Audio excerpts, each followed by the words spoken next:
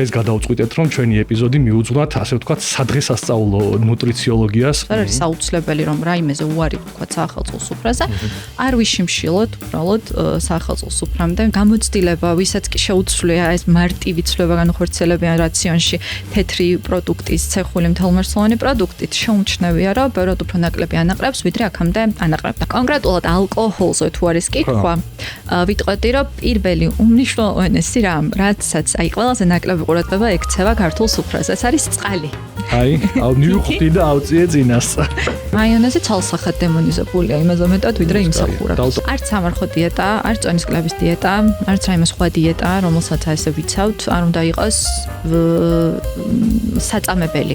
რეგიონში, მეზობლო ქვეყნებშიც კი საქართველოში ყველაზე მეტ მარილს მოვიხმართ. გაცნობიერებული კვება, სოციალიზაციის ახალი ხერხები, გამრავალფეროვნება, რაც უფრო ბევრი სტიმული შემოდის შენს ცენტრალურ ნერვულ სისტემაში, მით უფრო საინტერესო ხდება ცხოვრება, მით უფრო ნელა გადის წლები. ისეთი რაღაცები შეიძლება აღმოვაჩინოთ საკუთარ თავში, საკუთარ ცხოვრებაში, რომელმაც აბსოლუტურად შეცვალოს ძალიან ბევრი ასპექტი უკეთესობისკენ.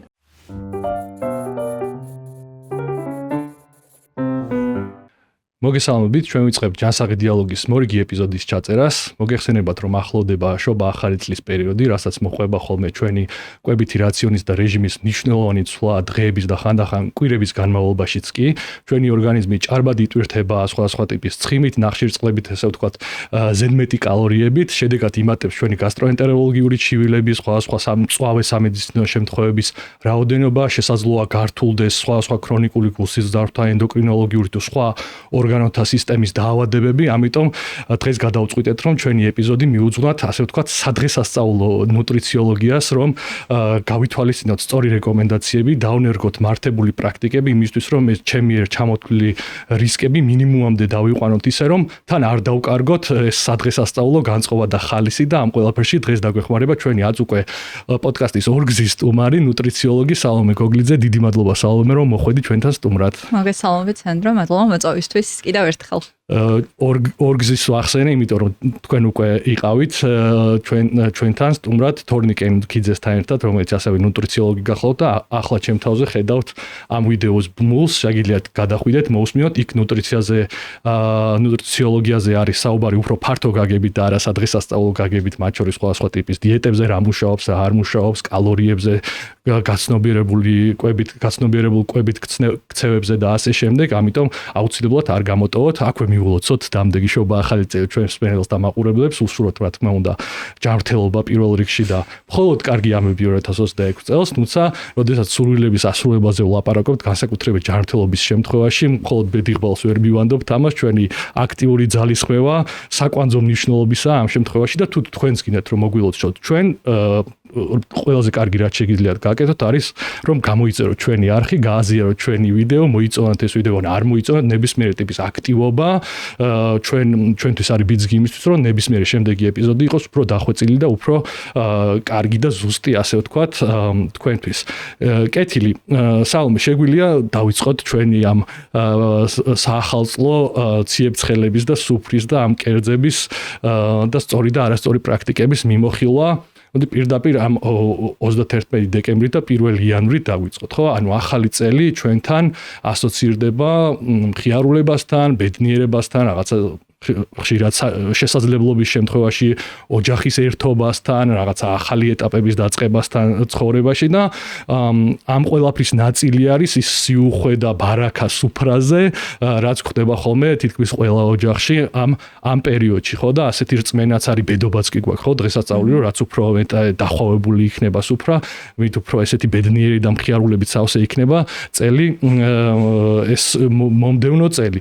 რა თქმა უნდა, ეხა ბევრ ჩვენ შეიძლება ეგონოს რომ ჩვენ ვაპირებთ რომ აქ რაღაცა ტრადიციებში უხეშად ხელები ვაფათუროთ და რაღაცეები შევცვალოთ და ხალხი იფიქრებს რომ ერთი პერიოდი გვაქვს წელიწადში რომ ჩვენ თავს უფლებაც გვინდა რომ მივცეთ და ამაშიც კი რაღაცა ეხა უნდა აგვირიონს ამბავიო და აქვე გეტყვით რომ ეს ასე არ იქნება უბრალოდ მნიშვნელოვანი არის რომ შევიქნათ სწორი მოლოდინები და მინიმალური მოდიფიკაციებით ისეთი შედეგი მივიღოთ რომ მართლა შეგვერგოს ეს ახალი წელი ეს კერძები და ეს სადღესასწაულო განწყობა, რაც ძალიან კარგია, ხო?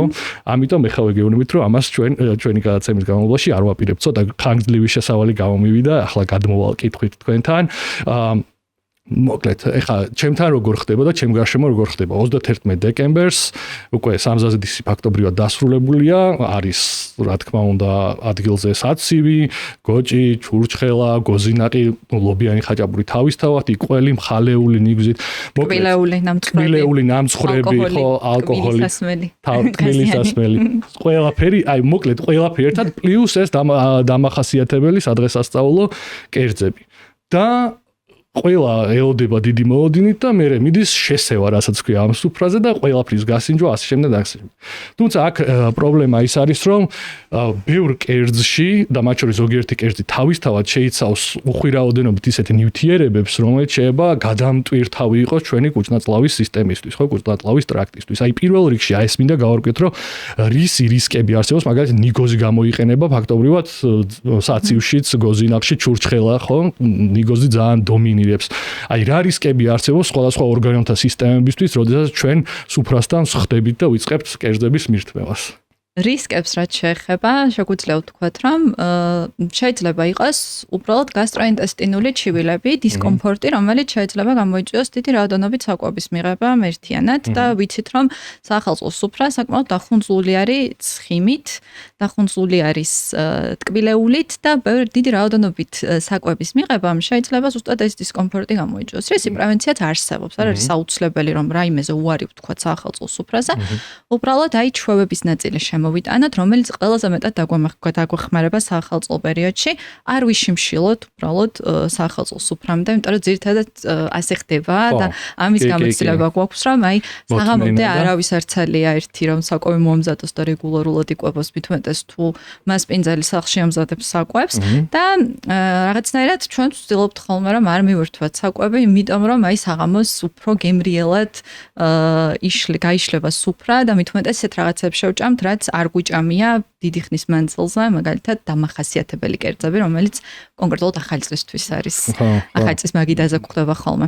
ჩემი ყველაზე მნიშვნელოვანი რჩევა იქნება, რომ ეს დღე არ გამოვტოვოთ და ვიკვებოთ დღის მანძილზე, საუზმე იყოს მაქსიმალურად ბალანსირებული და სრულფასოვანი, შუა დღის კვებაც ასეთი იყოს და დამიჯერეთ ბევრად უფრო კომფორტულად ენერგიულად და ხალისიანად შევხვდებით საღამოს სუფრას და უფრო მეტად შევირგებთ, ვისიამოვნებთ სახალხო კერძებს. ეს არ ნიშნავს იმას, რომ არ გვექნება შიმშილის შეგრძნება და ვერ შევჭამთ მაგიდაზე არსებულ საკვებს, პირიქით, უფრო მეტად შევძლებთ, რომ საყვარელ ადამიანებთან კომუნიკაციის ფონზე უფრო კარგად შევიგრძნოთ ეს საკვები, უფრო გადვიცნობიერებულად ვჭამოთ და ცოტ-ცოტა აბსოლუტურად ყველაფერი გავსინჯოთ. და თუ არის აი რაღაცა ეს პრევენციულად აი თავი არ მოვიშიოთ, აი ისეთი საკვები, ანუ საკვები პროდუქტები, რომლებიც აი კალორიულად არ არის მკვრივი, ანუ ნაკლებად მკვრივი არის და შედარებით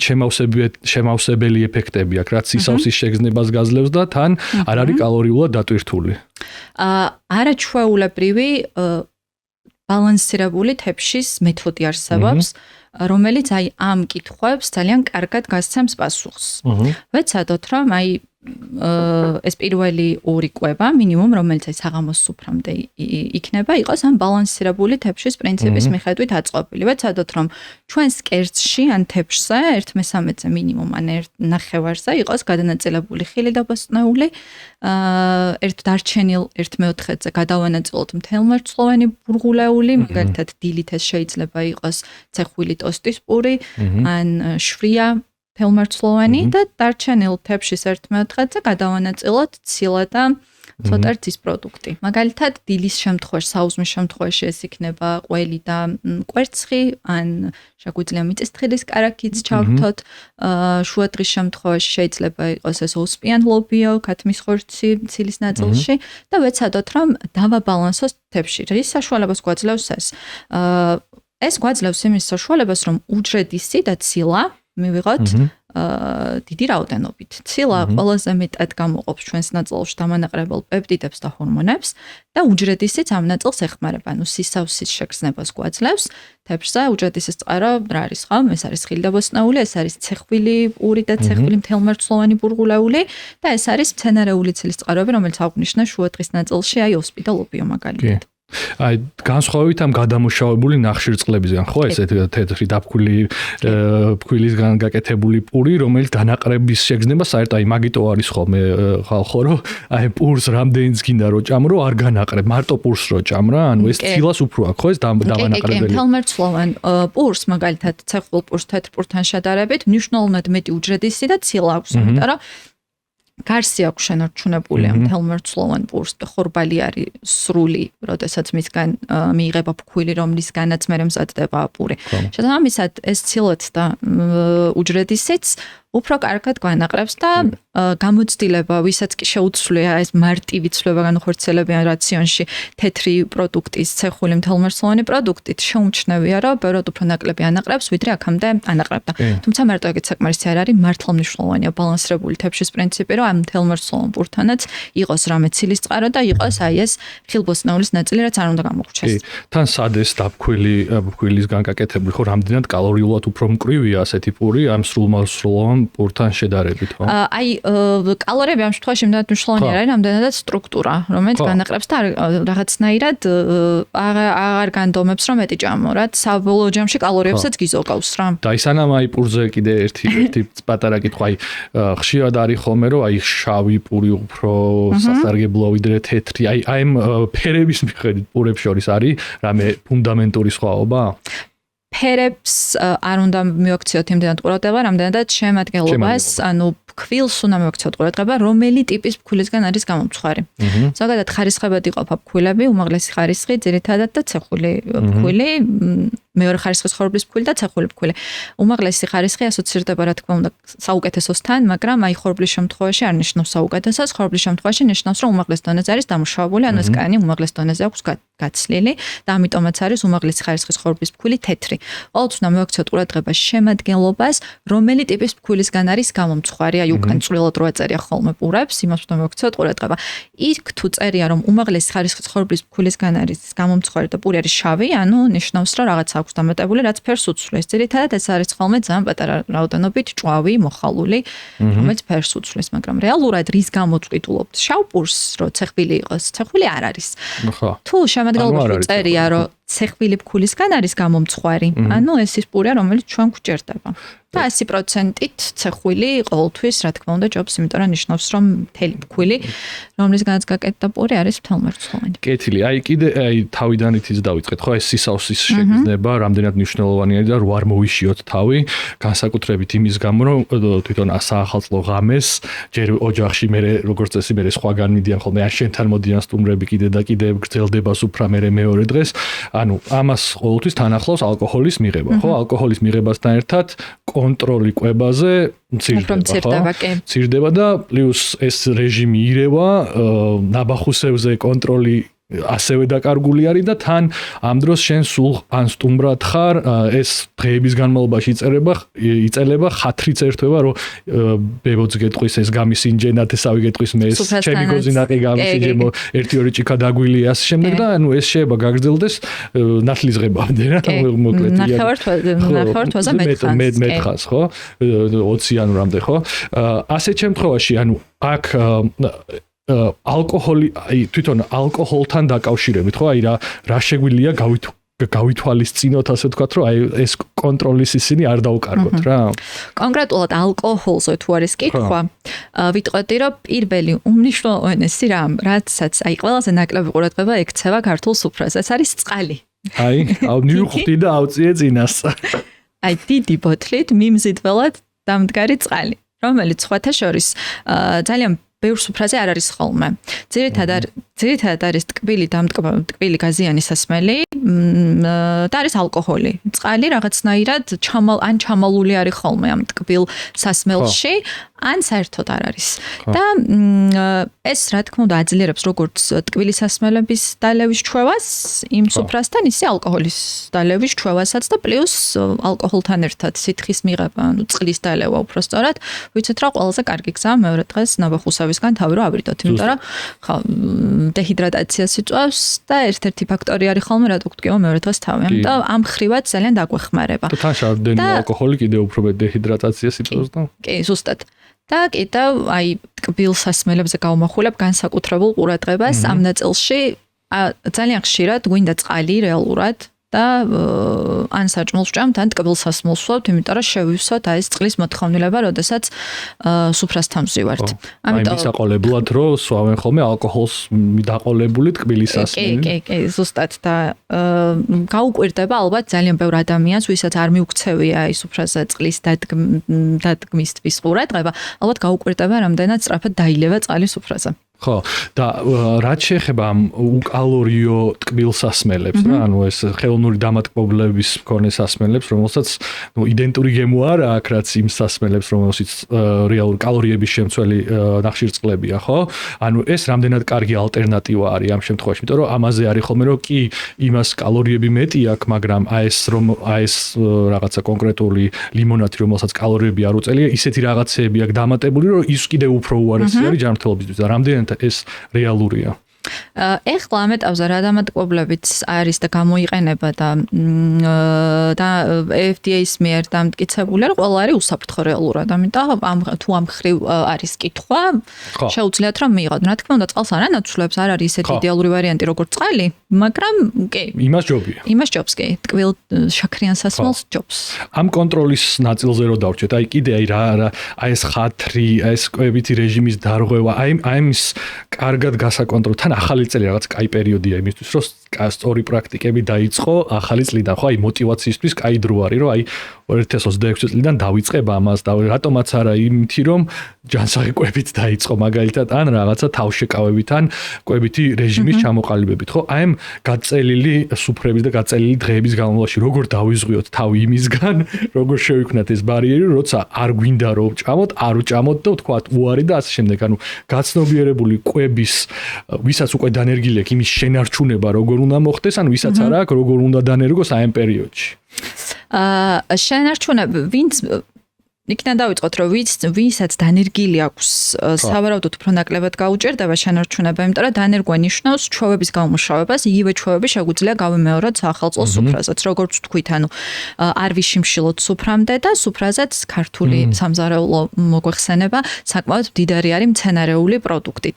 ანუ თუ აქამდე მაგალითად სუფრაზე ყურადღებას ვამახვილებდით ძირითადად ხორცზე, ძირითადად საცივზე, ლობიანზე და ხაჭაპურზე, უფრო შეგვიძლია შევცვალოთ ეს პრიზმა და ყურადღება გავამახვილოთ მცენარეულ პროდუქტზე. მაგალითად, აი ამ ყველაფერს რაც ჩამოვთვალე, დამეთანხმები ალბათ, ქართული სალათი ძალიან უხდება. კიტრი პომიდორის სალათი მწვანილებით და ხახვით, რომელიც შეიძლება ადრე პრობლემა იყო ახალწლის პერიოდში მოსამზადებლად, მაგრამ დღეს ძალიან გემრიელია ყველა ეს პროდუქტი, უკვე შესაძლებელია ყიდვა და მომზადება შესაბამისად. შეგვიძლია ფოკუსი გავაკეთოთ ამ პროდუქტზე და თეფშზე გადმოვიღოთ ეს ჩვენთვის საყვარელი ქართული სალათი, პლუს კიდე რა შეიძლება იყოს მცენარეული ფხალი, რომელიც არაჩვეულებრივი პროდუქტია. მარხვაზე ვინც არის, მათთვის ლობიოს სალათი, მაგალითად, სხვა კიდე დამატებით მცენარეული კერძი შეიძლება მომზადდეს, რომელსაც ჩავრთავთ ქართულ სუფრაზე და რა თქმა უნდა მივირთვათ ლობიანიც, ხაჭაპურიც. კი, მოგცემ საშუალებას ეს რომ დოზირებულად მივირთვათ და ბევრი არ გამოვიდეს. თუმცა აი უფრო ვიტყოდი რომ უფრო მეტი ყურადღების გამახვილება იქნება საჭირო მათთვის, ვისთვისაც ძალიან ხანგრძლივდება ხოლმე ეს პროცესი რა, ანუ აი მართლა 20 დღის მანძილზე ყოველდღიურად ჭარბად არის მაღალკალორიული საჭმელი და ჭარბად არის ალკოჰოლი მათთვის და სხვა შემთხვევაში აბსოლუტურად შესაძლებელია სწორი ჩვევების გათვალისწინებით ყველაფრის ჭამა, სიამოვნების მიღება მინიმალური რისკით, ან საერთოდ ურისკად აბსოლუტურად. ანუ აი რა ხანახსენე ქრონიკული და აქაც მნიშვნელოვანია ხო ეს ქრონიკული დაავადებების მქონე ადამიანებში ალკოჰოლის საკვების ესეთი მაღალკალორიული საკვების ეს ერთბაშად ბევრი მიღება ძალიან დიდ რისკებს ქმნის ხო მაგალითად გულსიზარდთა დაავადების მქონე ადამიანებში ენდოკრინ დიაბეტის პირველი და ტიპი 1 და ტიპი 2 დიაბეტის მქონე პაციენტებში მათთვის ანუ განსაკუთრებული კიდევ სიფრთხილე არის ხო საჭირო ამ შემთხვევაში რომ გამოიყენონ აი ამ პერიოდში რომ ესეთ გადააგორონ უსაფრთხოდ. კი, ნამდვილად მათ უფრო დასჭირდებათ ის ჩვევები, რომელიც წესით გამომუშავებული აქვთ, ან უფრო მეტად უნდა მიაქციონ ყურადღება ბალანსის ნაწილს. და ხო ვიტყოდი რომ აი იმ კონკრეტულ დღეებში, რა დღეებსაც აღნიშნავთ ამ 20 დღის მანძილზე, რა თქმა უნდა, დოზირებულად გააჩნია ჯანმრთელობის მდგომარეობას, შეიძლება რაღაცების მიღება, მაგრამ თლად 20 დღე ყოველდღიურად, რა თქმა უნდა. რა თქმა უნდა, კი. არ არის სასურველი. არ არის სასურველი. აი რაც აი მცენარეული ალტერნატივები რომ ახსენე. აი მაგალითად ოლივიეც ხო კიდე ეკეთდება ზოგჯერ აი ეს მაიონეზიანი და შეგვიძლია უკუაგდოთ სადღაც და ჩავანაცვლოთ ამ მცენარეული კერძები. სხვადასხვა ოლივიე მაიონეზი აქვს მაინც. ბევრი მაიონეზი აქვს, მაგრამ მაიონეზი რა არის ხო? ზეითუნის ზეთი და კვერცხი ძირითადად დოგვი. ანუ დემონიზებულია მაიონეზი იმაზე მეტად ვიდრე იმსახურე? კი, მაიონეზი ცალსახად დემონიზებულია იმაზე მეტად ვიდრე იმსახურებს. დავტოვოთ ოლივიე. დავტოვოთ, კი, შეგვიძლია ოლივიე დავტოვეთ. ესე იგი, ყველაფერი რა გინდა ხალხო, ყველაფერი ისევ ჩვენ სუფრაზე არის. კეთილი, აი აქ, აი ქრონიკული დაავადებები ვახსენეთ, ხო? აქ დიდი მნიშვნელობა აქვს ასევე ვინ ამზადებს ამ საკვებს, ხო? ანუ ზარეულმა თუ დიასახლისმა ასე შემდეგ ვინც საკვებს და კერძებს ამზადებს სახლში შეიძლება რაღაცა რჩევები არსებობდეს და რეკომენდაციები, რისი გათვალისწინებით ეს საკვები შედარებით უფრო მსუბუქი, უფრო ჯანსაღი გამოვიდეს, ვიდრე იმ შემთხვევაში, რაც დღევანდელი პრაქტიკებით კეთდება ხოლმე, ხო? მაგალითად, სწორი ცხიმის გამოყენება, ასე შემდეგ და ასე შემდეგ. ანუ რა შეიძლება გავითვალისწინოთ საკვების მომზადებისას ისეთი, რაც გემოს არ დაუკარგავს საკვებს და თან გააჯანსაღებს. მე ხარ რაღაც ძალიან მაგიური რჩევის მოვითხოვე, რაც ხშირად გვინდა ხოლმე ხალხს, მაგრამ რავი, კითხვა მაინც უნდა დამესვო. კი ბატონო, აქაც ვიტყოდი, რომ არ გვინდა ძალიან მკაცრი რჩევები, მართლა ყველაზე კარგი რჩევა იქნებოდა, რომ მაგიდაზე გავამახვილოთ ყურადღება, რომ მცენარეული პროდუქტი, მცენარეული გემრიელი კერძები იყოს. და არ ვიყოთ მარტო არ იყოს მაგიდაზე მარტო ისეთი პროდუქტი, რომელიც მაგალითად ნაჯერი ცხიმებით არის ძალიან დიდარი, როგორც აკარაკი, ღორის ხორცი, რომელიც ბევრი ცხიმი რომ აქვს, ბევრი მცენარეული პროდუქტი და ეს არჩევანი დაგვეხმარება, რომ ნაჯერი ცხიმების წილი ცოტა შევამციროთ კვებებზე. მაგრამ ესეც საყურადღებო იმ შემთხვევაში თუ ხშირად და ყოველდღიურად ხანგრძლივად ხდება ამ პროდუქტების მიღება. ახალი წლის პერიოდში თუ ეს ერთჯერადად და რამდენიმეჯერ გრძელდება, დიდად ვერაფერს ვერ დააშავებს თუ გავითვალისწინებთ მთელ წელს, როდესაც წლის მანძილზე დიდად ჩვენს რაციონში ეს ნაჯერი ტიპის ცხიმები არ არის.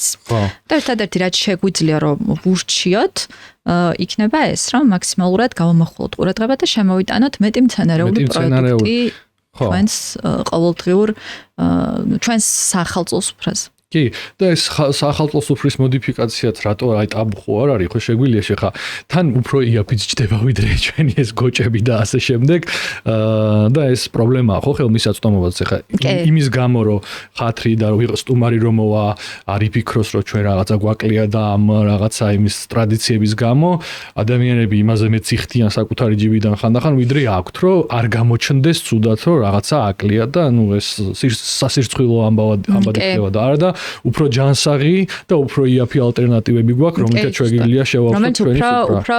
უფრო კარგიც არის რეალურად, კომბინაციებში ბევრად უფრო გემრიელია. ხო. რეალურად მცენარეულ პროდუქტთან ერთად ეს თუნდაც ღორის ხორცი და სხვა ნაჯერი ცხიმების წყაროები, რომელიც შეიძლება რომ თეფშზე იყოს, უფრო გემრიელია, ვიდრე დამოუკიდებლად. ეს ერთი. და მეორე ძალიან დიდი რაოდენობითაც მზადდება და შესაბამისად უფრო მეტია შანსი, რომ მალე გაფუჭდეს და ეს პროდუქტები ვეღარ გამოვიყენოთ საჭმელად. აი ზუსტად ამაზე. ამ ხრივაც დოზირება ვფიქრობ, რომ კარგი რჩევა იქნება. ხო, აი ამ შენახვაზე მინდოდა ზუსტად ჩემი შემდეგი შეკითხვის დასმა. ანუ ხშირად ისე ხდება ხოლმე, რომ ეს გაკეთებული კერძი იმდენად დიდი რაოდენობით არის, როგორც შენახსენე უკვე რომ რჩება, მე მაცივარში დებენ, მე კიდე რა იცი, ხვალვინ მოვა, ზეგვინ მოვა, იმათაც უნდა გაუმასპინძლდეთ, ასე შემდეგ და შეიძლება კვირების განმავლობაში ეს გაკეთებული კერძი სახლში იყოს, ხო?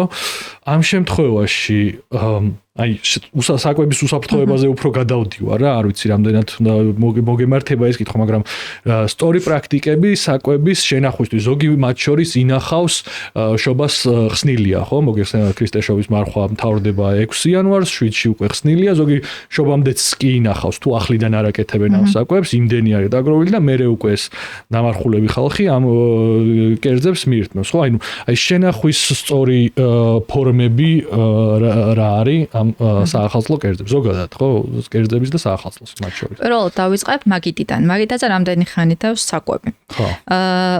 რისკ ჯგუფები ყავს, ვისთანაც უფრო მეტად უნდა გავითვალისწინოთ ეს უსაფრთხოების წესები, ორსულები, ბავშვები, ადამიანები, ვინც იმუნიტეტის დამოქვეითებელ მედიკამენტს ან მკურნალობას გადიან. ესენი არიან ძირითადი რისკ ჯგუფები, ვისთანაც განსაკუთრებული ყურადღება უნდა მივაქციოთ საკვების უსაფრთხოებას.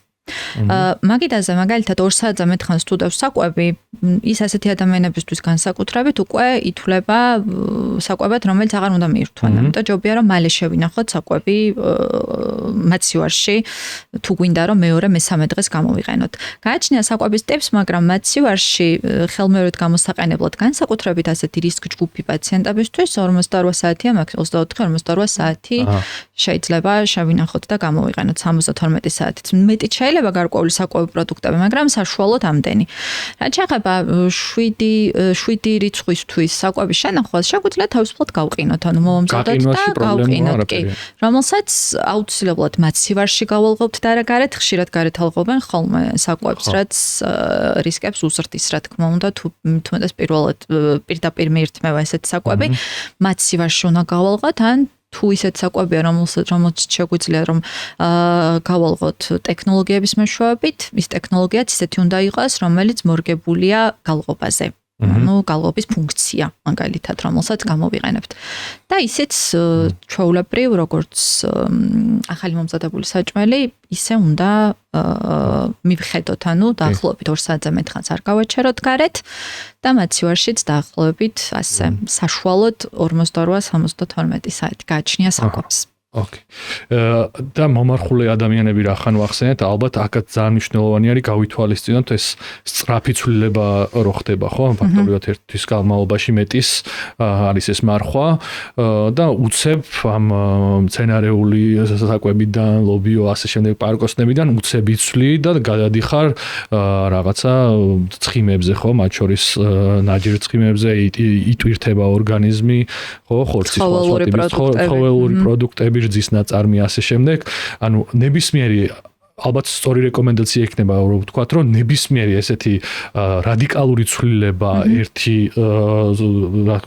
რუტინიდან მეორესდან მოითხოვს განსაკუთრებით დაკვირვებას და აი ნელ-ნელა შეპარებას უფრო ვიდრე ის რომ უცებ რაღაცა მანდაც ხო თმენიზი არის ბევრი აი რომ მორჩება მარხვა რომ აი ახლა შემილია ყველაფერი და აქაც კონტროლის კარგვის მექანიზმი მუშაობს და შეიძლება ძალიან ცუდად შემოგიბრუნდეს მოკლედ ეს სხვა ძალიან კარგი დეტალი ახსენე. როდესაც საუბრობთ გარკვეული ტიპის დიეტაზე, იქნება ეს მარხვის პერიოდში დაცული დიეტა თუ სხვათა შორის აი წონის კლებისთვის განკუთვნილი დიეტაც, რომელიც ფიქრობ ამ ჯგუფში გავა, ეხლა რაც მინდა რომ ვთქვა. რაღაცნაირად წამებასთან არის დაკავშირებული. თქოს რაღაც არ ყოფნის, არ მოგწონს, რაღაცას ძალით აკეთებ და აი მოდის ახალი წელი და ეხლა შემიძლია რომ ყველაფერი გავაკეთო. არც სამარხო დიეტა, არც წონის კლების დიეტა, არც რაიმე სხვა დიეტა, რომელსაც ასე ვიცავთ, არ უნდა იყოს საწამებელი. საწამებელი თუ არის დიეტა, ну ვეწამებით არ მოგწონს, არ ვაბალანსებთ კარგად ხო? მე მეტია შანსი იმ ყველა გვერდითი მოვლენის, რომელიც ახლა შენ აღნიშნე.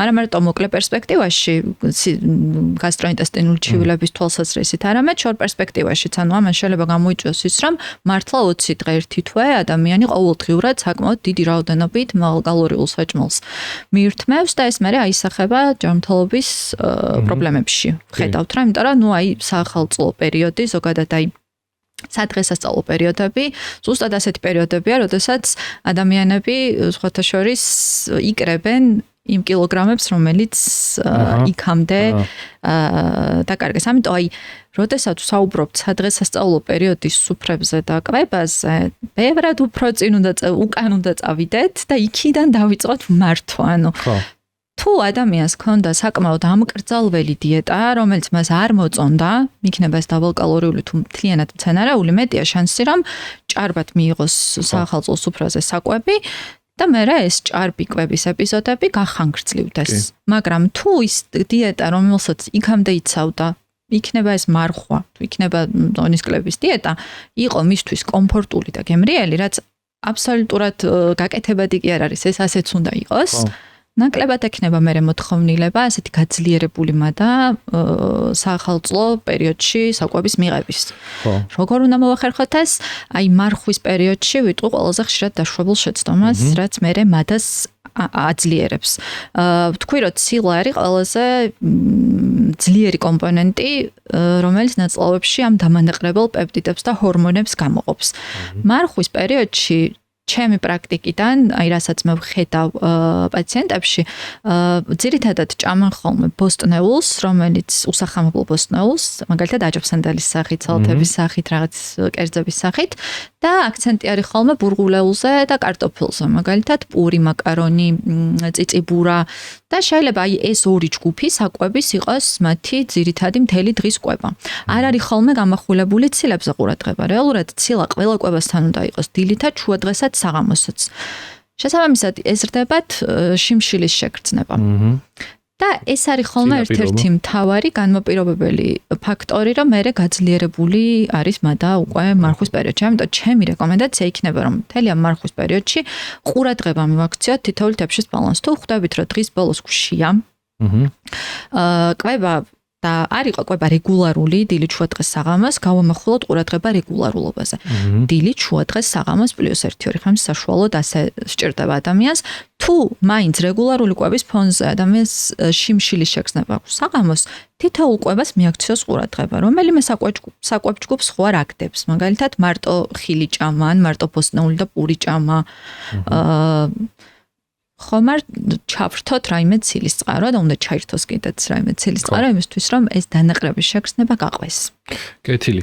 და ახსენეთ წინასწარ მომზადება ხო და აი ეს დიეტაც სიტყვაც ვახსენეთ და მე როგორც ხვდები, ანუ ესეთი დიეტები, რომლებიც თავის თავში გულისხმობს უკიდურესობებს, რომ ან ყველაფერი ან არაფერი, როგორც წესი არის ძალიან მოკლევადიანი და აი მდგრადი არ არის რა და აი სულ თანსდევს აი სინანულის განცდას მე კიდევ მოსდევს კონტროლის კარგვა და თუ ფიქსაცია საკვებზე არის, ამ სინანულის განცდას ისევ ამ საკვებამდე მიყავ ხარ ბოლოს, იმიტომ რომ ერთ-ერთი წყარო შენი სიამოვნების ფიქსაცია რადგან გაქვს, ისევ იმას იღებ უკან, ანუ არ ვიცი რამდენად სწორად ვაყალიბებ, მაგრამ აი ეს დაგეგმილი გაცნობიერებული კვების არსიც ის არის, რომ აი წინასწარ იცოდე ფაქტობრივად, როდის რას მიიღებ და თუნდაც რომ დარღვევას რასაც ვეძახი დიეტის, ესეც გეგმის ნაწილი იყოს და ეს სინანულის განცდა ამ დროსაც არ ქონდეს. კი, აი საინტერესოა აი დარღვევას რას ვეძახით, რა დროს გვინდება დარღვევა და რატო გვინდება დარღვევა, აი იგივე რა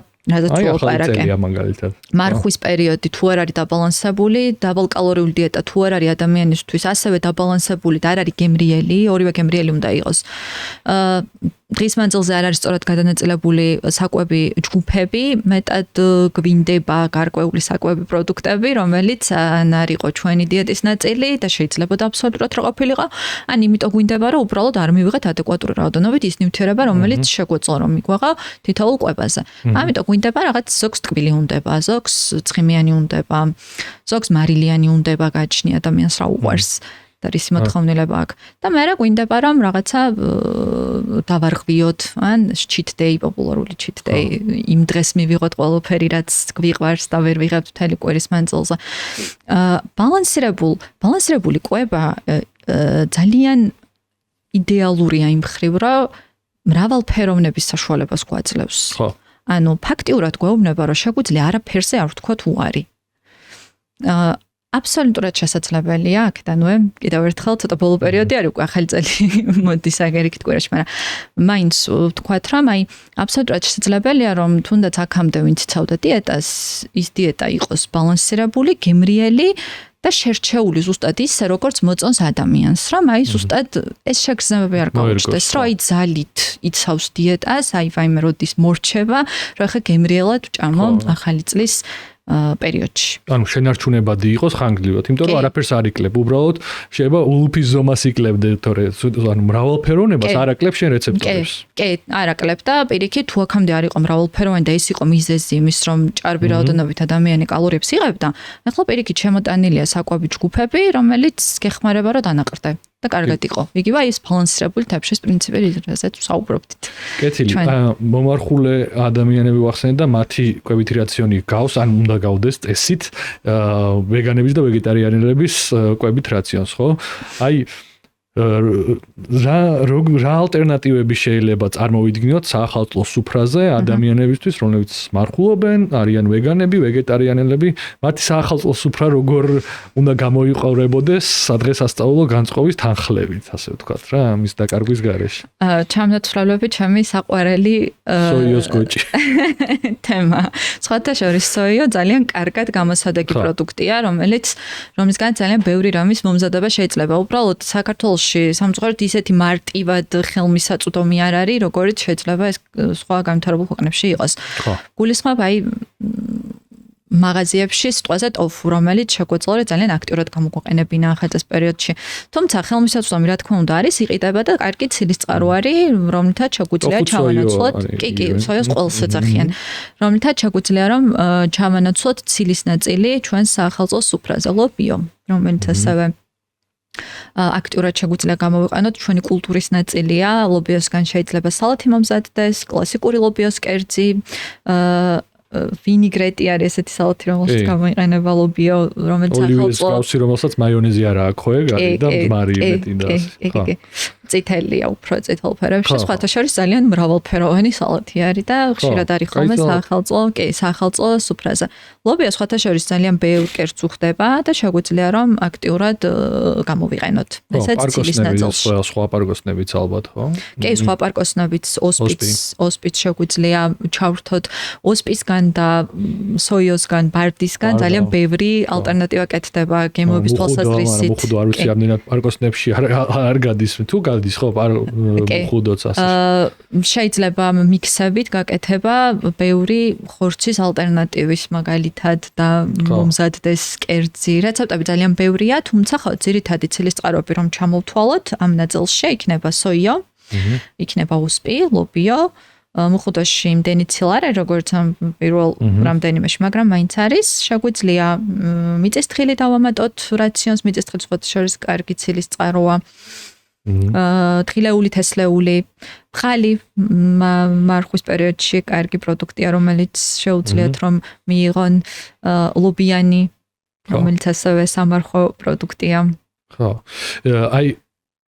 არ გვიხსენებია ერთი მნიშვნელოვანი სიტყვა ამ ჩვენი დიალოგის განმავლობაში, რასაც ქვია მიკრობიომი.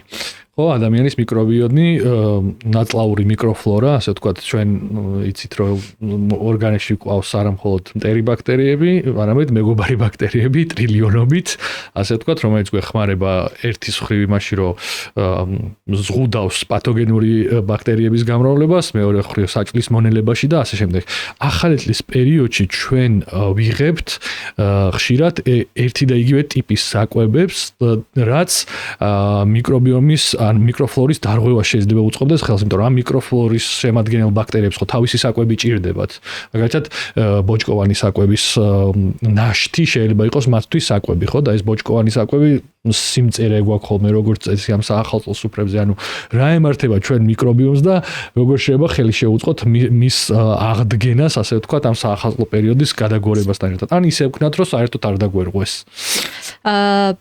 ჩვენი მიკრობიომისთვის საკვები არის პრებიოტიკები, რაც აღნიშნე, უჯრედისის უჯრედისის წყაროებიდან გარკვეული ნაწილი, რომელიც ჩვენი პრებიოტიკს, რასაც ვეძახით, ჩვენი მიკრობებისთვის საკვები. რეალურად ძალიან ბევრი არჩევანია ქართულ სუფრაზე, სახალხო სუფრაზე პრებიოტიკების. აი რაც კი ჩამოვთვალეთ ახლა ცოტა ხნის წინ, რეალურად ყველაფერში არის პრებიოტიკები და ის არის საკვები ჩვენი მიკროფლორისთვის. იგივე არჩევანი, ავირჩიოთ მეტი მცენარეული პროდუქტი, რომელსაც შევჭამთ. პირიქით შეიძლება ძალიან მცენარეული პროდუქტით მდიდარიც კი გამოგვივიდეს სახალხო პერიოდში ჩვენი რაციონი მიკრობიომისთვის კარგი, თუ ავარჩევთ მეტ მცენარეულ პროდუქტს. რაც შეეხება მიკრობიომს, საკმაოდ კომპლექსურია. ვიტყოდი გარემოს გავლენა მიკრობიომზე, ალკოჰოლის გავლენას ახდენს. ხო. უძილობა, რომელიც ახალწლთან დაკავშირებულია. ეს ეგრეთ წოდებული ნაწლავის და თავის ტვინის ღერძი ხო? ნაწლავის, მიკრობიომის და თავის ტვინის ღერძი. სტრესი, რომელიც მიკრობიომი. ხო, სტრესი, მაგრამ დადებითი ემოციებიც კარგია ჩვენთვის. საახალწლო პერიოდია და ხო, უშუალოდ ახალწლის პერიოდში შეგვიძლია რომ მეტი მცენარეული პროდუქტი მივიღოთ და მე მთელი წლის მანძილზე ამას ჭირდება მოვლა და გავმოხვალოთ ყურადღება რომ რაციონი იყოს მცენარეული პროდუქტით ძალიან მდიდარი. საალმე ჩვენ საუბრობდით კერძებით გადატვირთვაზე ორგანიზმის და ჩვენმა პარტნიორმა კომპანია PSP-მ გამოგიგზავნა ესეთი პროდუქტი ამერიკული წარმოების ბრენდის Solgaris ფერმენტების კომპლექსი, კომფორტის ზონა, ასე ქვია და ის შეიცავს სხვადასხვა ფერმენტებს, რომლებიც ჩვენს ორგანიზმში ისედაც გამოიყოფა პანკრეასის, ანუ კუჭქვეშა ჯირკვლიდან, მაშინ როდესაც საჭმლის მონელება ხდება, ანუ ეს არის საჭმლის მომნელებელი ფერმენტების კომპლექსი, შეიცავს ძალიან ბევრ ფერმენტს, თუმცა გასათვალისწინებელი არის ის, რომ ეს არ გამოიყენება, ასე ვთქვათ, რუტინულად, მხოლოდ საჭიროების შემთხვევაში და მნიშვნელოვანია, რომ თუ რაიმე ქრონიკული დაავადება გვაქვს ფუნდამენტს უმკურნალოთ მისას და ეს გამოვიყენოთ მხოლოდ სიმპტომურად ექიმის დანიშნულებისამებრ და ასევე შეიცავს ეს ერთ ძალიან მნიშვნელოვან ფერმენტს, რომელიც არის ლაქტაზა და იმ ადამიანებისთვის, რომელსაც აქვთ ლაქტაზის აუტანლობა, მათ შეუძლიათ ამის გამოყენება, ასევე ლაქტაზა ცალკეულად მხოლოდ ლაქტოზის აუტანლობა, ანუ ლაქტოზა, რომელიც შედის რძის პროდუქტებში, იმის აუტანლობა ვისაც აქვს, იმ პაციენტებს შეეძინონ PSP-ს აფთიაქებში პროდუქტები, რომლებიც მხოლოდ ლაქტაზას შეიცავს და ასე ვთქვათ, მე თავისუფლად შეუძლიათ მიირთვან მაგალითად იმერული ყველი, რომლის შემადგენლობაში ყოველთვის არის ლაქტოზა, ულაქტოზო იმერულ ყველს ვერც ნახავთ, ვერცად, ამიტომ ეს მრავალფეროვნება სიამოვნების რომ არ გამოტოვოთ, შეგიძლიათ ესეც შეისყიდოთ. ამ პროდუქტზე მოქმედებს და სხვა პროდუქტებზე PSP-ში მნიშვნელოვანი ფასდაკლებები, ამიტომ ამოწმეთ PSP-ს ვებსაიტი, იმისთვის რომ არ გამოგცეთ ეს საახალწლო ფასდაკლებები. ჭარბი აირების დაგროვება და მეტეორიზმი ასევე ძალიან დიდ პრობლემას წარმოადგენს, განსაკუთრებით საახალწლო პერიოდში, როდესაც ჩვენი სუფრა დატვირთული არის ბევრი კალორიით, მძიმე პროდუქტებით და PSP-მ ასევე გამოგვიგზავნა ამერიკული წარმოების ბრენდის ამვილაბის გააქტიურებული ნახშირი ქოქოსის ზეთთან ერთად და თავარი ამბავი გააქტიურებული ნახშირის არის ის, რომ ეს ნახშირი შეიცავს მილიონობით მცირე ზომის ფორებს და ამ ფორებს შეუძლიათ მათ გარშემო არსებული ნაწილაკების შეკავშირება, მათ შორის ჭარბად დაგროვებული აირების შეკავშირება თავისთან ადსორბენტი ქვიათ, ასეთი ტიპის ნივთიერებებს, რომელსაც ეს შეუძლიათ და როდესაც გვაქვს შებერილობა, მეტეორიზმი, აირები, ნამდვილად ძალიან ეფექტური ეფექტური არის, ამის გამოყენება სიმპტომურად შეიძლება ისევ და ისევ ფუნდამენტური მკურნალობა ან არარეგულარული კვების მოწესრიგება თუ ეს არის მიზეზი, ეს უნდა გამოვასწოროთ პირველ რიგში და ბალანსი ავადგინოთ, თუმცა სიმპტომურად ამ აირების შესამცირებლად, კუჭნაყლავის ტრაქტის დისკომფორტის შესამცირებლად გამოიყენება და საკმაოდ ეფექტური არის ნახშირი და მათ შორის ის ქოქოსის ზეთი, რომელსაც ის შეიცავს, უზრუნველყოფს, რომ ეს ნახშირი, რომელსაც შეიძლება არარეგულარული ზედაპირი ქონდეს და თვითონ გააღიზიანოს ნაწლავის შიდა სანათური, ასე ვთქვათ, იმას აგლუებს, ლუბრიკანტის ფუნქციას ასრულებს და თან არის გადამტანი ნივთიერებების და უზრუნველყოფს იმას, რომ ეს ნახშირი თანაბრად განაწილდეს ჩვენ ნაწლავებში და თანაბრად მიერთოს ის მავნე ნივთიერებები, მათ შორის აირები, რომელიც შეიძლება დაგროვილი იყოს ჩვენი კუჭნაწლავის ტრაქტში და ამ პროდუქტზეც მოქმედებს მნიშვნელოვანი ფასდაკლება და აუცილებლად ეწვიეთ PSP-ს აფთიაქებს ან ონლაინად შეგიძლიათ შეიძინოთ ეს პროდუქტი. კიდევ ერთი პროდუქტი, სალომე, რაც გამოგვიგზავნა PSP-მ არის ფრანგული წარმოების ბრენდის Pileges Lactibien რეფერენსი, ასე ვთქვათ, ნაკრები პრობიოტიკების, ანუ პრობიოტიკი არის ეს ჩვენი პროდუქტი და როგორც უკვე ვახსენეთ, ჩვენ ორგანიზმში ცხოვრობენ ტრილიონობით მეგობარი ბაქტერიები და საახალწლო პერიოდში განსაკუთრებით, როდესაც ჩვენი საკვები რაციონი შედგება ძირითადად ცხოველური პროდუქტებისგან და ნაკლებად მცენარეულისგან, ეს ჩვენი მიკროფლორა, მეგობარი ბაქტერიებისგან შემდგარი ვერ იღებს იმ სათანადო საკვებს, იმიტომ რომ მათ საკვებად სჭირდებათ მცენარეული დაშლის პროდუქტები, ბოჭკოვანი დაშლის პროდუქტები და შეიძლება დაგვეხოცონ ეს ჩვენი მეგობარი ბაქტერიები და ამ პროდუქტში ზუსტად არის ის მილიარდობით ბიფიდოლაქტობაქტერიები, კიდე სხვა ტიპის, სხვა რამდენიმე შტამის ბაქტერიები, რომელიც ამ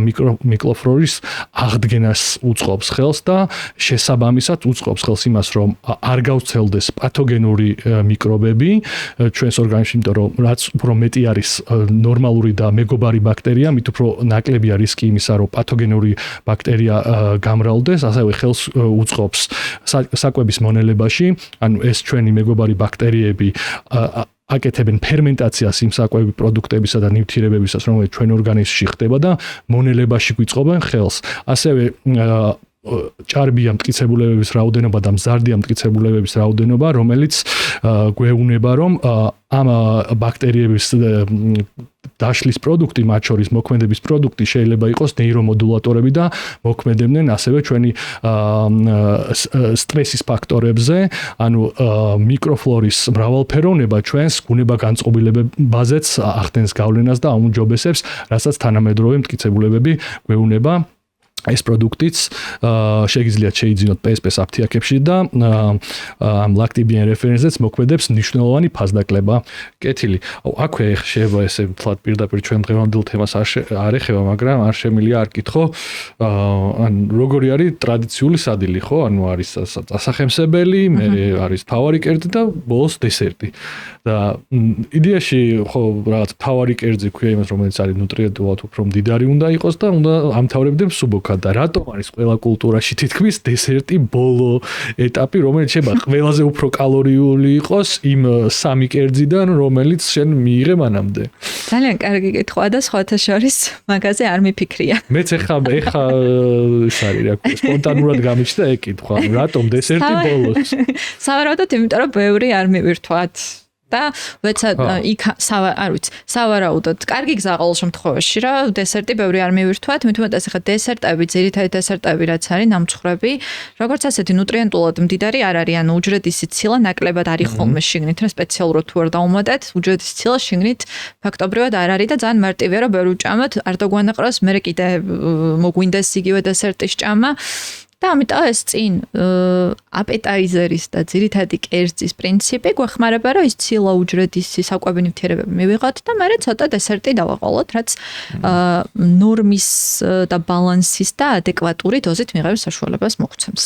კეთილი, აი შედარებით უკვე ბოლოსკენ რო წავიდეთ, აი ესეთი ძალიან ზოგადი შეკითხვა მექნებოდა, აი როგორ უნდა შევინარჩუნოთ ახალ წელს, აი განსაკუთრებით იმ ადამიანებისთვის, ვისაც შეიძლება რაღაცა იკვებაზე როგორც თქვი მეტი ფიქსაცია ქონდეს ან იყოს ჭარბწონიანი ქონდეს სიმსუქნის პრობლემა როგორ უნდა შეინარჩუნო საახალწლო განწყობა ისე რომ არ ქონდეს სინანული ნამდვილად საკმაოდ რთული პერიოდი შეიძლება იყოს ესეთი ადამიანებისთვის, ვინც ჭარბწონას ან მით უმეტეს სიმსუქნეს ებრძვის, ვიცით ეს რამხელა პროცესთან არის დაკავშირებული და ასევე რამხელა ფრუსტრაცია შეიძლება იყოს აი ამ ცოტა ზედმეტი კილოგრამების დანახვა სასწორზე. პირველი ვთქვათ, რომ ცოტა პატარა ზედმეტი კილოგრამები წინა დღეს ბევრი ნახშირწყლების მიღების ან ცოტა ალკოჰოლის მიღების შემდეგ წყლის დაგროვებას ნიშნავს და ამის არ უნდა შეეშინდეთ. რეალურად ძალიან ბევრი კალორია გვჭირდება, რომ ცხიმის 1 კილოგრამი მოვიმატოთ.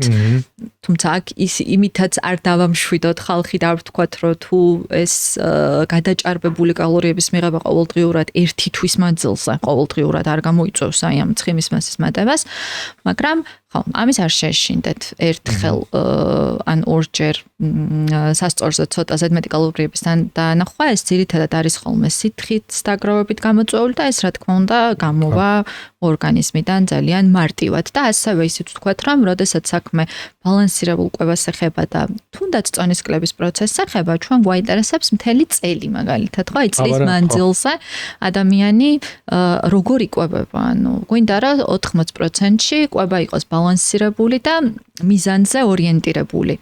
და 20%-ში შეგვიძლია სადღესასწაულო პერიოდები გავიყვანოთ და ასეც არის, უნდა გავიყვანოთ.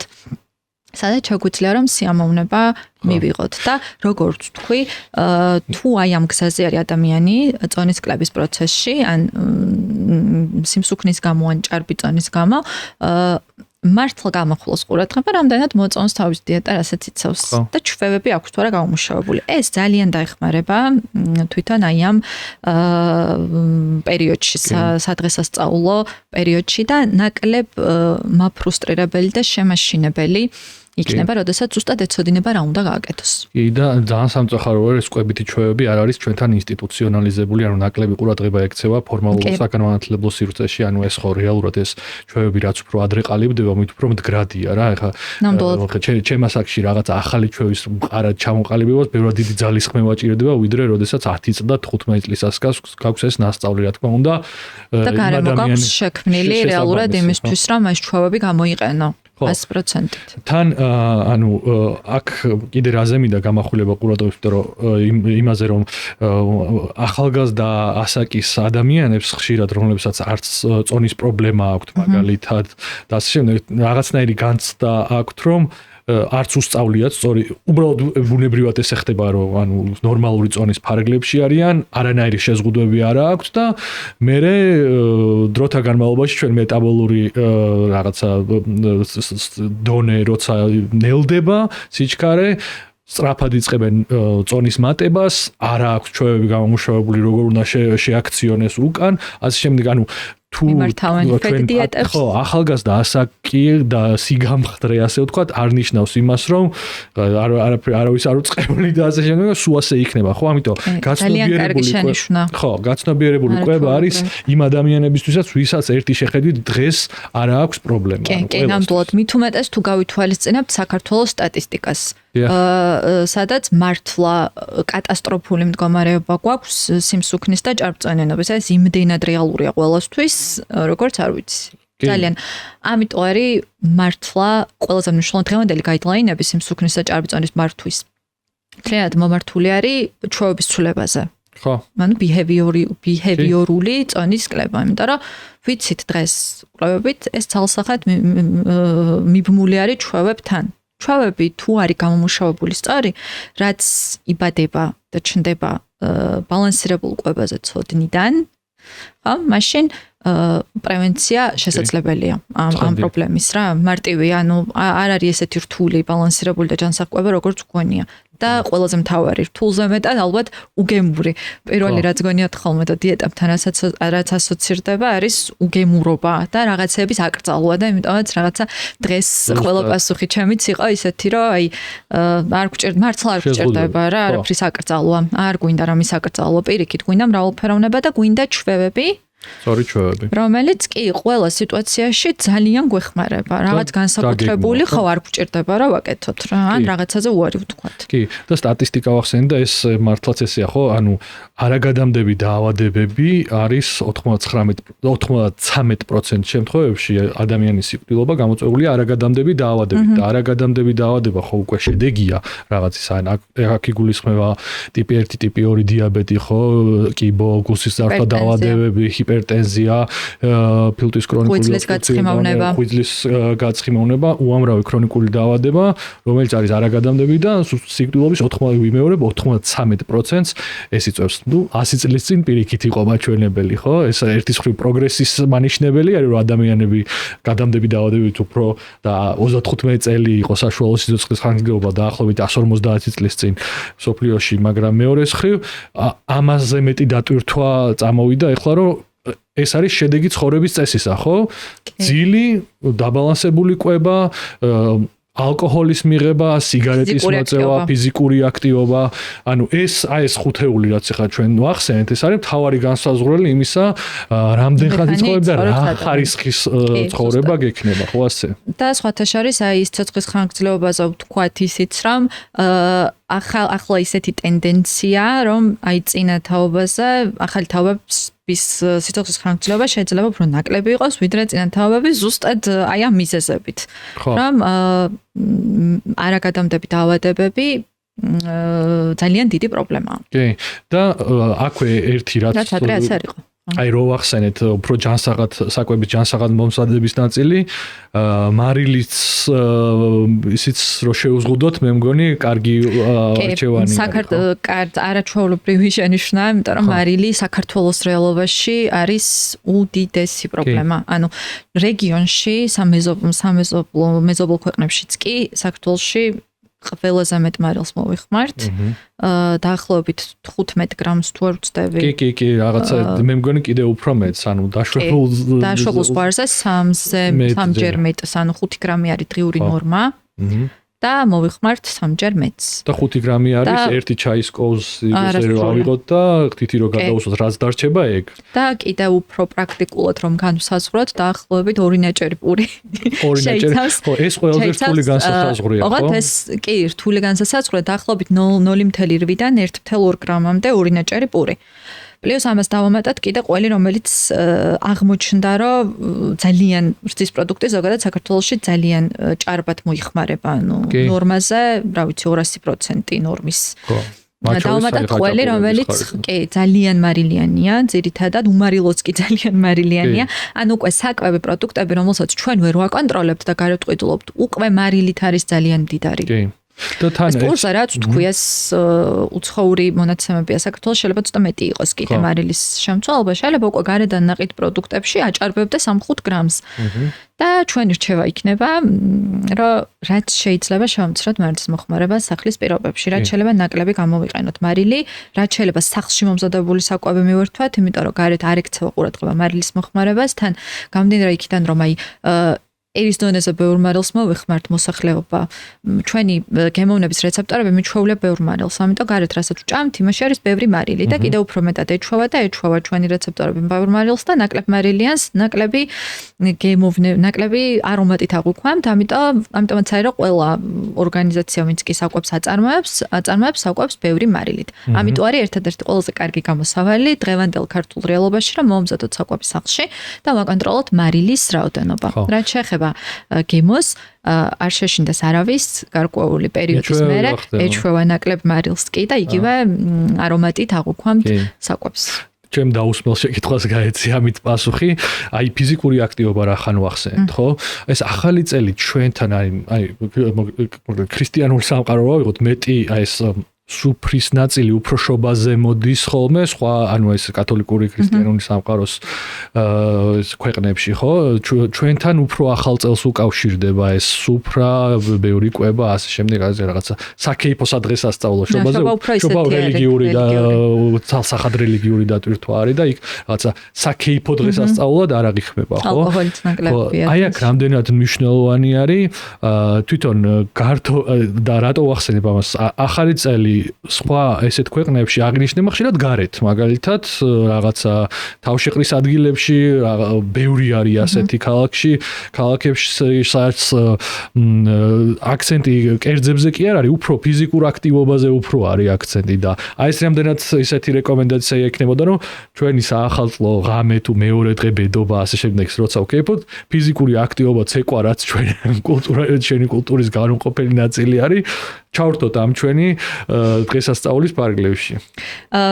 უშუალოდ ცეკვაზე რომ გამოვახულოთ ყურადღება, ცოტა შეცვლილია საქართველოს რეალობაში, ცეკვა ცოტა ჩაირთვა, თუმცა ნუ გააჩნია ეგეც როგორ ხდება. მაგრამ აი ძალიან კარგი რაღაც აღნიშნე, სხვათა შორის ახლა მომხდებოდა სოციმედიაში აი ამ შობის პერიოდში, ან ახალი წლის პერიოდში სახლში აქტივობები, ფიზიკური აქტივობები, რაღაც თამაშები და ასე შემდეგ. რომელიც ერთ-ერთი სოციალიზაციის და გართობის საშუალებაა. ჩვენთან ვიტყოდი, რომ აი სადღესასწაულო პერიოდებში იქნება ეს ახალი წელი, შობო თუ ნებისმიერი სხვა, ძირითადად რის გარშემოც ვტრიალებთ ხოლმე, აი თუ სახლს ავიღებთ რა, სახლში როდესაც იშლება სუფრა. ძირითადად რის გარშემოც ვტრიალებთ არის საკვები.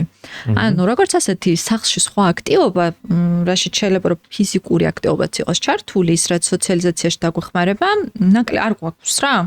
არ გვაქვს. ამიტომ ვიტყოდი, რომ ეს ძალიან კარგი რამ არის, რაც შეიძლება შემოვიტანოთ უცხოეთიდან რაღაცა სხვა ალტერნატიული გზები დღესასწაულების პერიოდში, რაც შეგვიძლია რომ ჩავრთოთ და ძალიან კარგი გასართობი რამ იქნება ოჯახებში, ვისაც ყავთ ბავშვები. კი, სოციალიზაციის წყარო მხოლოდ საკვები და ალკოჰოლური სასმელი არ უნდა იყოს. კი, ეს არა მარტო დღესასწაულებს ეხება, არამედ სხვა პერიოდებსაც ეხება, მაგალითად შაბათ-კვირას გართობებს და ასე შემდეგ, სადაც შეგვიძლია რომ ალტერნატიული სოციალიზაციის საშუალებები შემოვიტანოთ ჩვენს პრაქტიკაში, რომელიც მნიშვნელოვნად შეამცირებს როგორც საკვების მოხმარებას, კალორიული საკვების მოხმარებას, ისე ალკოჰოლის.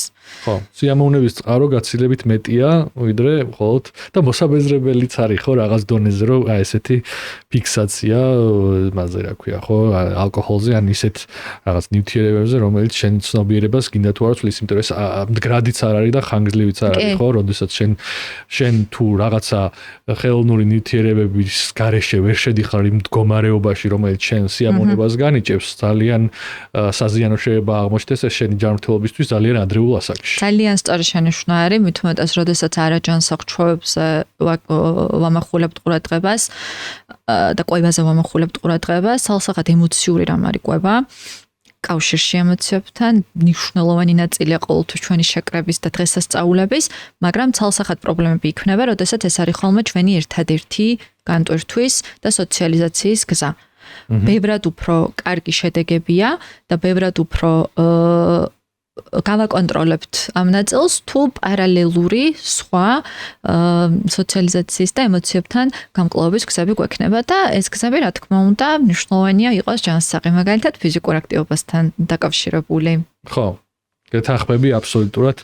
სალომე. უფრო საინტერესოც არის, უფრო გასართობიც არის, რაღაც ახალია, რატომაც არა. რა თქმა უნდა, ხო, აი ეს და ნუ ახალი წელი მოდის და ეხლა ნელ-ნელა მართლა ბოლოსკენ უკვე უნდა გავიდეთ, ახალი წელი ჩემ გონებაშიც სულ აი ახალი წელი რო ახლოვდება, მე მგონი ბევრი ადამიანის გონებაში ეგრე არის, რომ აი რა შეიძლება გადავაწყო ჩემ ცხოვრებაში და აი ეს მათ შორის გაცნობიერებული კვება, სოციალიზაციის ახალი ხერხები, გამრავალფეროვნება, რაც უფრო ბევრი სტიმული შემოდის შენს ცენტრალურ ნერვულ სისტემაში, მით უფრო საინტერესო ხდება ცხოვრება, მით უფრო ნელა გადის წლები და მით უფრო კმაყოფილი ხარ შენი ცხოვრებით, მერეც რო გადაავლებ თვალს, ამიტომ კი, ნამდვილად მეტი სიახლე ამ ხრივ უსურვებდი, ახალი წელი მოდის, ყველას უსურვებდი მეტ სიახლეს, ფიზიკურ აქტივობას, სოციალიზაციის ახალ საინტერესო გზებს, ისეთი რაღაცები შეიძლება აღმოვაჩინოთ საკუთარ თავში, საკუთარ ცხოვრებაში, რომელმაც აბსოლუტურად შეცვალოს ძალიან ბევრი ასპექტი უკეთესობისკენ. ახალი წელია და ზუსტად ესეთი რჩევები და სურვილები გვინდა ხალხისთვის. კი, უერთდებით ჩვენ ყველა რჩევას და მილოცვას. ძალიან დიდი მადლობა, რომ ხვედი ჩვენთან ესეთი საინტერესო რჩევები და რეკომენდაციები გაგვიზიარე. გილოცავთ კიდევ ერთხელ ჩვენს სვენელებს და მაყურებლებს დამდეგ შობა ახალ წელს, ყოველივე საუკეთესოს გისურვებთ. არ დაგავიწყდეთ ჩვენი არხის გამოწერა, ამ ვიდეოს სხვა ვიდეოების გაზიარება, მოწონება ასე შემდეგ. ეს ჩვენ ძალიან გვეხმარება რომ გავხდეთ ბევრი, ასე მუშაობს YouTube-ის ალგორითმი, ასევე შეგახსენებთ რომ ჩვენი პოდკასტი გახლავთ საქართველოს საზოგადოებრივი ჯანმრთელობისა და კეთილდღეობის ასოციაციის პროექტი. დიდი მადლობა რომ ბოლომდე ესე დარჩით ჩვენთან ერთად და გვისმინეთ და გვიყურეთ. მომავალ შეხვედრამდე. მადლობა, სალომე. მადლობა.